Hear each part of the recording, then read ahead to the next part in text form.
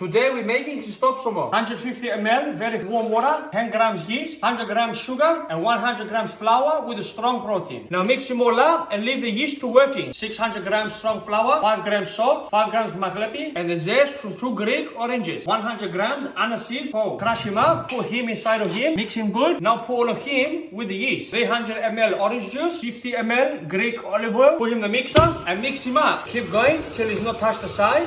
He's sticky, but it's not too sticky. Rip him off 300 grams, put the side, open this one, 150 grams chopped walnuts, fold him up nicely, and give him nice massage. Put some Greek olive oil, put the doors inside, and leave him sleeping to the double up in size. Hey! He's eating also. With the small dough, we're gonna make 6 even balls. Roll them out a little bit, put this one here, after this one, and keep going till you go to the end. Take him out the big one, fix him up a little bit, get one dish, little bit pepper, and put the dough inside the dish. Make a little bit nice shape. Now take these ones and put the top, and make one very nice stavro. And leave him sleeping 1 more hour. Wake him up, get one walnut down in the middle. Get 4 pieces like this, put one each side, get one egg, whisk him up, paint the stavro and everywhere.